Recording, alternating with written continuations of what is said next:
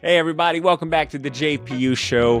I'm your co-host and one of the co-founders of the Jax Podcasters United group. My name is Bader Milligan, and I've got my right-hand woman, Blythe Brumley, here with me as well. What up, Blythe? How you doing? Hello. How's it going? I guess know. it's going good. You're 5 feet away from me. Or I'm 15 feet, I guess I should say.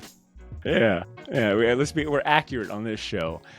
Things are going well, minus this really crappy weather out here. Even my coworkers on my day job have noticed and made note of how crappy the weather is for Florida. Yeah, I mean, it's not like we're not used to, I don't want to make this a weather podcast. Just saying that 5 straight days of gloominess and rain At least 5.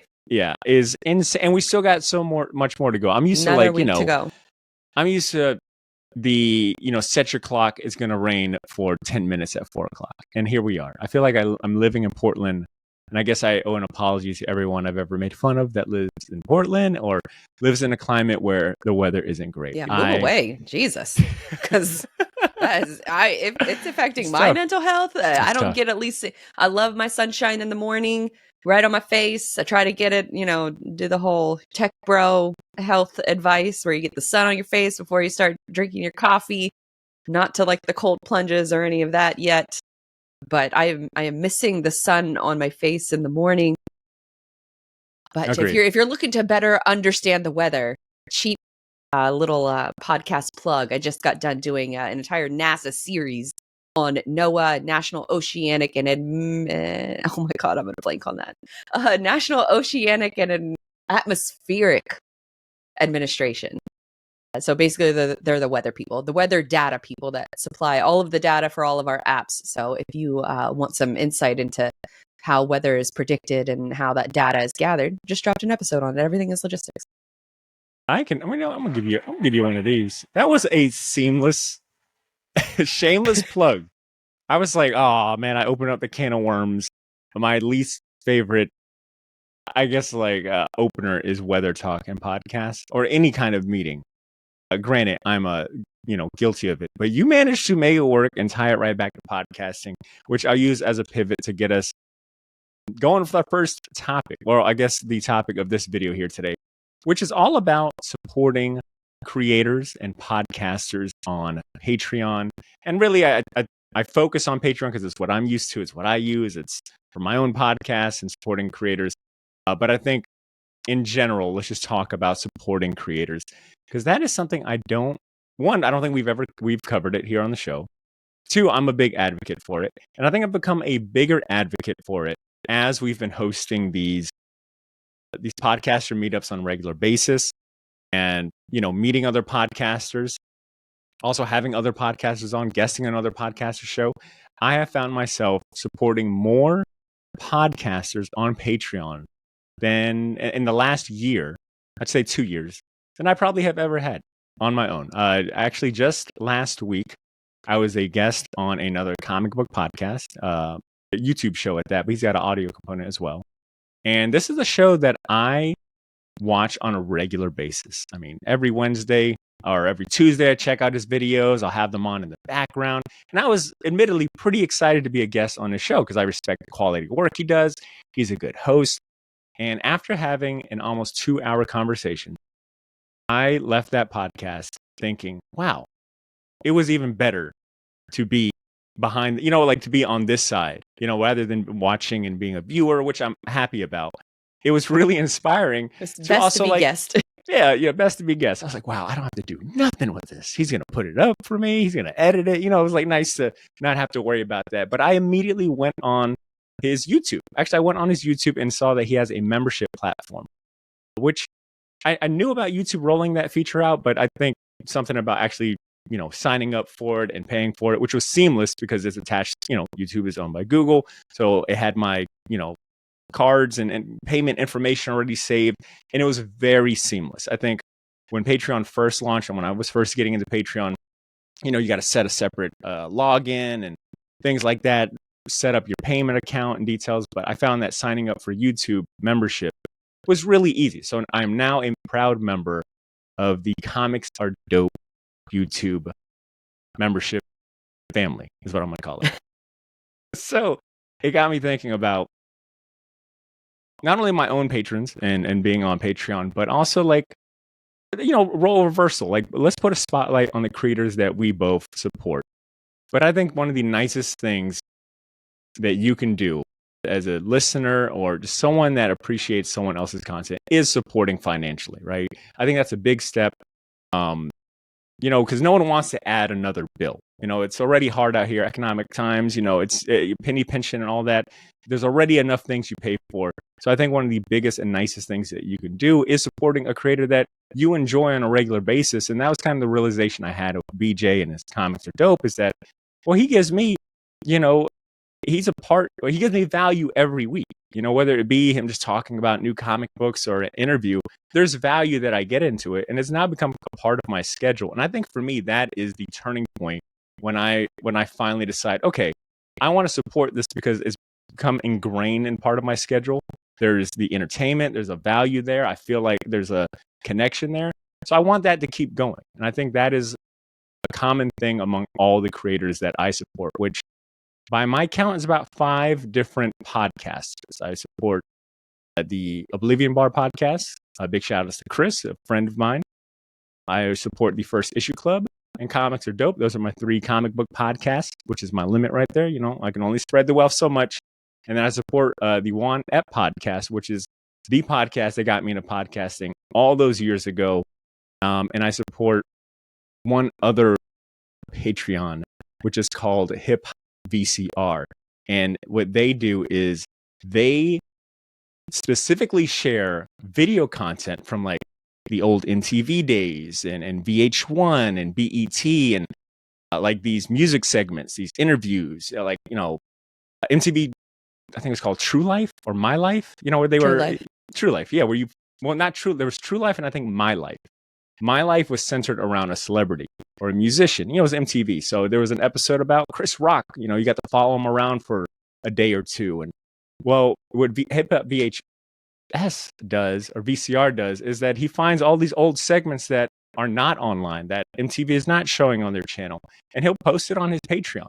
So for me, being kind of a data hoarder, baby data hoarder or an aspiring data hoarder, I value that someone is doing the work of preserving, cataloging, and archiving these things from my childhood that I enjoy.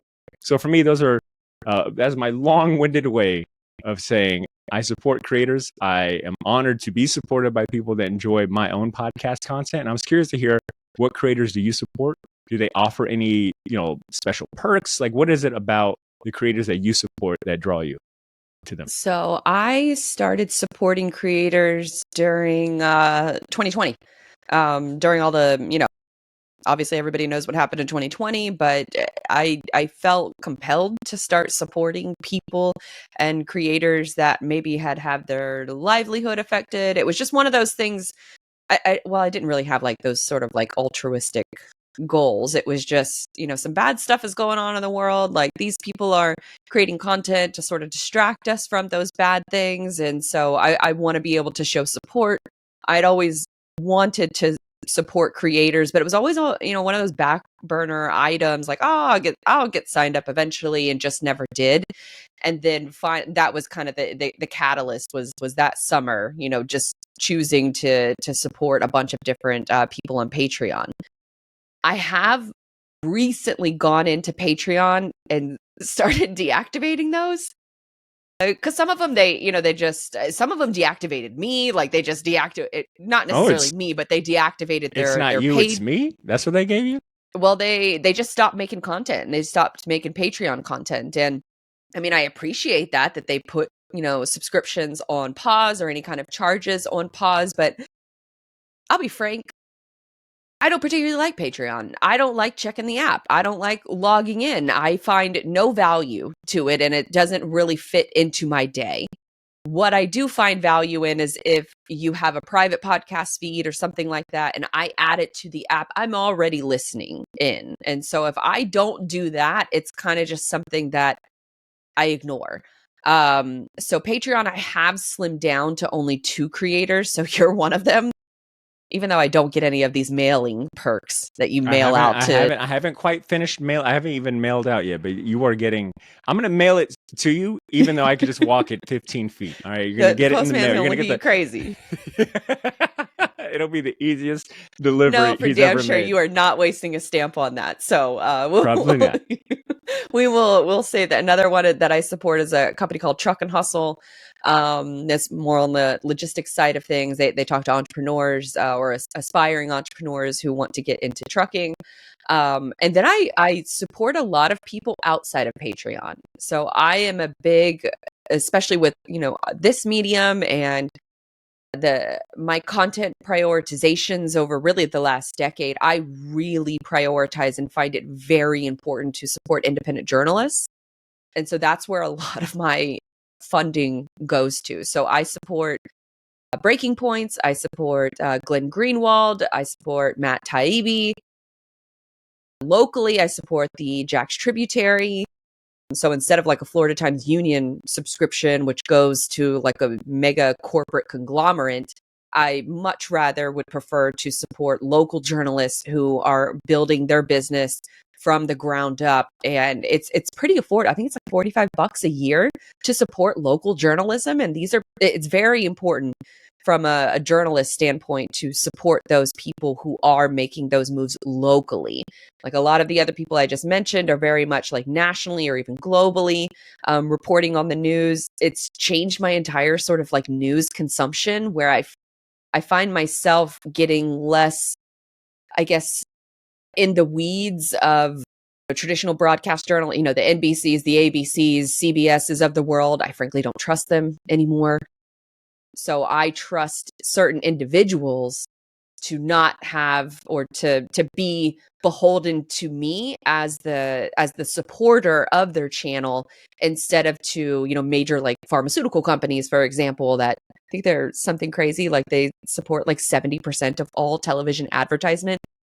If you have a company like that or an industry like that, you are going to naturally be biased to favorable coverage for that industry. And so I think it's very important to support independent journalists. Don't necessarily. Oh, and then there's one that I recently subscribed to. Her name is Bianca Gralu. I'm probably mispronouncing her last name, but she's an independent journalist. She worked for major companies, and she started to expose a lot of the, I think, what does she call it? Plantation tourism. I think or the plantation economy, which is essentially happening in like Puerto Rico or Central and South America. She's sort of boots on the ground, talking to locals. Love her work. And so I finally did subscribe to her recently. So she even had recently a report that she was covering, a lot of, sort of questionable, is it a crime? Is it not a crime? Major resort was involved, and the resort put in a call to the company that she was working at to pull her story. And so instead, she quit the company and then went out on her own and decided to release the same story of all of the work that she spent months working on this. And so she finally releases her own, YouTube channel. She's great. I wonder if we should maybe link to all of these people in the show notes, but those kinds of people I feel very passionate about supporting. And it's feels like such a small amount of money, $4 or $5 a month, which those things do add up. But I think, I think just with the current media landscape and everything that's going on, how we digest information and how that's rapidly shifted in the last 5 years, even the last couple of years, I think it's very important to support the people who are putting in the work for content that takes a long time to produce. The story I just mentioned with Bianca, she spent months on this story. And you have to support people like that. And that's why a lot of journalism, we don't have that anymore at the local level, at the state, or even national level.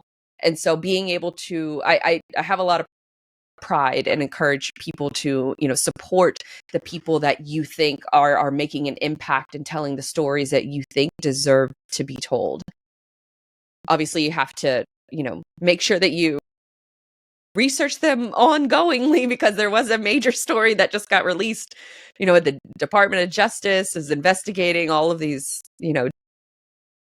right-wing, I guess, political pundits, and they gave them like I don't know if you saw this, but they gave them like $100,000 for a video a month.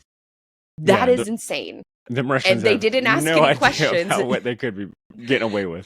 Yeah. And so when you think about the incentives behind creating content, you're either going to do it through a Patreon/independent subscription model, or you're going to get sponsors.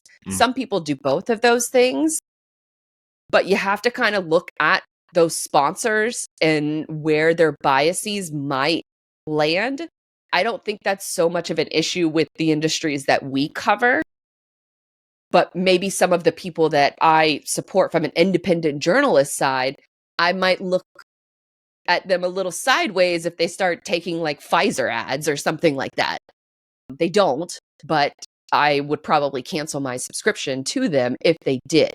And so this gives these creators and it gives these independent journalists much more incentive to report the truth, and then, or at least the truth that they are uncovering. And so that's primarily where I stand. As far as like extra perks, like it's really just extra content that you get from these folks. You get instant access, or it's pretty much like instant access. I know Breaking Points, for example, you get access to the full show. If you weren't a subscriber, or if you weren't a premium member for them, then you would still see their show, but you would see it in different clips and segments. You wouldn't be able to watch the full show right off the bat. And, they have like AMAs and, Ask Me Anything, little things like that. But I don't really participate in any of that stuff. I do it more for like, I guess just the support of independent journalists. And I see that is a common thing that I'm hearing why you support these creators that you highlighted. And I think there's a lot of overlap, same with me, where there's just a level of respect from like one creator to another. With BJ, for example, after the interview ended, I started thinking about all the things that he probably has to do. That is pretty similar to what I think I have to do, what many podcasters have to do. He's going to edit the video. That's going to take a while. He's going to make sure that an audio is up. He's going to create graphics, descriptions, titles, etc. No matter how he goes about doing that, I can respect the work that it takes to get that episode out and continue the channel and keeping that alive. And that's where that's I think what sways me a lot is from one like podcaster to another. I just respect it, and I want to give that same sense of motivation and appreciation that I get. Like it's always a blessing anytime I get an email that says you got a new subscriber or a new patron. And I've been lucky enough to get patronage from other podcasters that I've guested on or know or work with. And yeah, it just got me thinking that the only people that are going to support are, I just feel like as a podcaster, you should support other podcasters because the level of work that goes in, and how this can sometimes feel like a silo thing, or the doubt that creeps in. I guess I wanted to bring this up as a topic to encourage anyone out there that's listening that is asking for, if you're asking for patrons and people to support your show, maybe ask yourself, are you also returning that favor? I'm all about, balance and, putting out good in the world and, hoping for it to come back, but not expecting it. So yeah, same thing here. I'm thinking about some of the additional perks that these guys offer. And if I'm being honest with you, and I think it's probably safe to say for even my own patrons that support the Shortbox Patreon, I've been told by a few of them, hey, I get overwhelmed. I don't ever even have time to listen to the regular episodes, much less your bonus episodes. I just know I feel good knowing that you're keeping it going, and any way I can help. To your point, I think my highest tier is $7 a month. That's the price of, I don't know. That's the price of a carton of, I don't know, a carton of eggs or something. That's Depending like on the eggs. maybe that is the price of cage-free eggs. Maybe not, organic free roam. All this. Anyways, that's the price of maybe maybe one coffee. I was about to say 2 coffees, but maybe 1 coffee. And I think when you look at it for $7, but when you look at it, like I'm only asking that one time a month.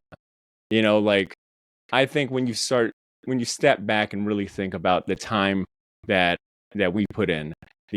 And not just editing. I think a lot of people just think that like, oh, just the amount of editing. It's like everything that is all encompassing, how it's always on the mind, and consistency too, I think should be rewarded. So yeah, I think that is kind of where I want to land at. And is if you are if you're a podcaster, think about the folks that add value, other shows, other podcasters, hosts, etc., that add value to your life, that inspire you, that keep you going, and how you can contribute to that. Because it goes such a long way in terms of morale.